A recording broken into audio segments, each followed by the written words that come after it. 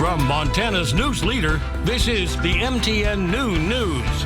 Good afternoon and thanks for joining us on the Noon News. I'm Diane Parker. Miller has our forecast, plus rumor has it a hit television show filmed in Montana is ending. But first, our top story. Rebuilding ahead of spring runoff is in full force in Red Lodge. MTN's Charlie Kleps reports.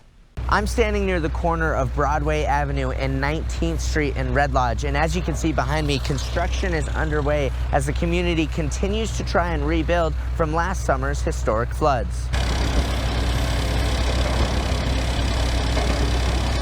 The view from Rich Ferber's front deck in Red Lodge has changed a lot over the past few months. We were actually able to get back to our house the next day.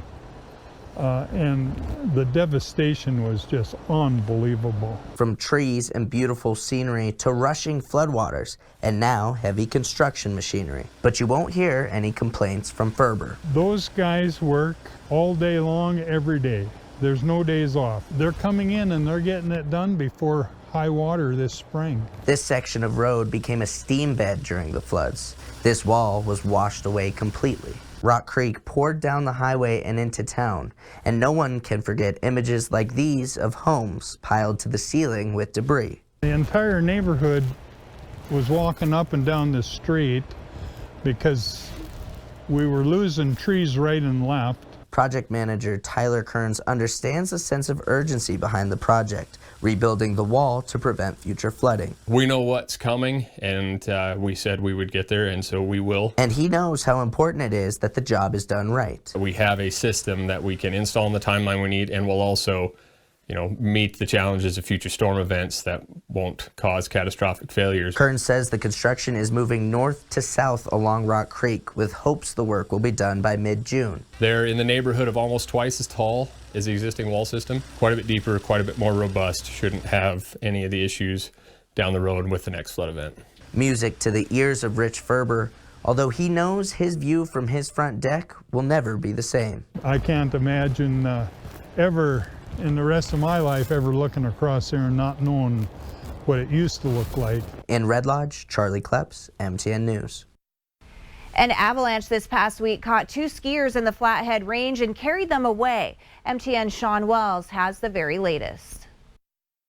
Despite moderate conditions, experts warn of avalanche danger in the backcountry across northwest Montana. Two skiers were thankfully unharmed after being caught and carried roughly 150 feet in an avalanche on Sunday in the Flathead Mountain Range. Flathead Avalanche Center forecaster Cameron Johnson says they are starting to see an uptick in reports of human-triggered avalanches. A lot of these reported avalanches are in wind-drifted snow, so areas where the wind has transported snow into thicker slabs that can be possible to trigger for a human. Despite a slightly lower than average snowpack in northwest Montana for this time of year, Johnson says consistent winds on mountain slopes are creating wind slabs which can easily break, causing avalanches. We've had consistent days of some of our remote weather stations reporting averages of 25 miles an hour, and a lot of them reporting from 10 to 20 miles an hour. So really good speeds for forming wind slabs, and it doesn't matter, a lot of times whether snow fell that day, if there's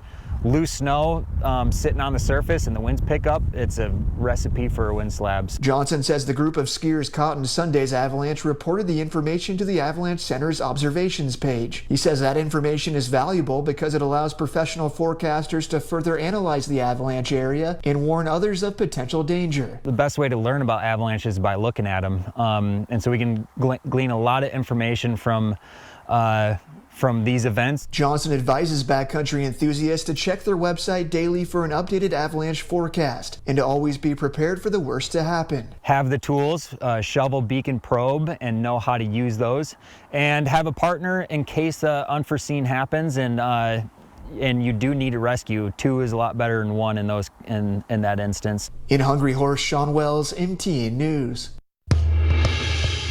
In the past 2 weeks, Gallatin County Search and Rescue has received 6 calls, 2 south of Big Sky and 4 outside of West Yellowstone. I spoke with one of the volunteers involved in some of these rescues about why he continues to answer the call.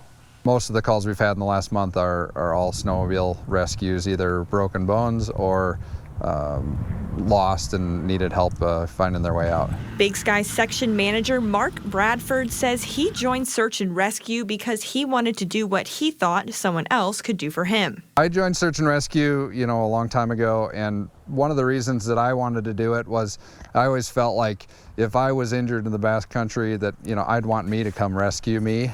He says search and rescue is no walk in the park. I always tell people that want to join search and rescue that, it's never when you're sitting around on a Sunday afternoon waiting for a call to come. It's usually when you have a kid's basketball game to go to, or it's Christmas Eve and you're trying to go to church, that you have to kind of jump in and go to action. Last year, Search and Rescue's annual report says there were 140 missions, 36 searches, and 89 rescues. Captain of Search and Rescue Scott Secor says although call volume is high, it's about the same as last year so far. This year is actually right in line with last year, but to be fair, last year was a record year for us. He believes the influx of population around Gallatin County is why these rescue numbers continue to grow. I think with the amount of people moving to Gallatin County, you have to assume that the influx of population mixed with the access to the outdoors that we have here, those two things combined together just creates kind of the perfect storm for a high call volume search and rescue. He says it's important to keep a communication device handy as well as travel with a partner in the backcountry and recognize all the hard work the volunteers do to keep you safe. It's nice when people recognize the good work that our volunteers are doing and really realize that they're going out at all times of the day, at all hours, to rescue complete strangers. In Bozeman, Kristen Merkel, MTN News. Rescue crews are working hard in Turkey and Syria following Monday's deadly 7.8 earthquake that's killed at least 5,000 people so far. The U.S. is sending 2 search and rescue teams to help dig through the rubble. The devastation spans hundreds of miles in all directions from the quake's epicenter. Chinese aggression is expected to be one of the main talking points of President Joe Biden's State of the Union address tonight. He'll also spend time on police reform and the economy. And you can catch the speech live at 7 o'clock on your local MTN streaming app. It is available for Roku and other devices. After near-death experience, a Great Falls High School student is on a mission to help her fellow students have a better outlook on life. Zuri Caldwell says she overdosed on medication she was taking and didn't tell anyone. She started a mentor group facilitated by licensed therapists. Caldwell says she wants to help people get the resources and skills she didn't get to help them deal with whatever they're going through. The entertainment tabloids are reporting some troubling news for fans of the hit television series Yellowstone. According to a Deadline report, Kevin Costner is ready to be done with the show. And because of this, Deadline is also reporting Paramount and series creator Taylor Sheridan are now planning to end the original Yellowstone series in some way, after which point they will then continue the story with a new Yellowstone series with Matthew McConaughey in talks to star. Paramount has not yet confirmed or denied the report. And that's a look at some of the day's top stories.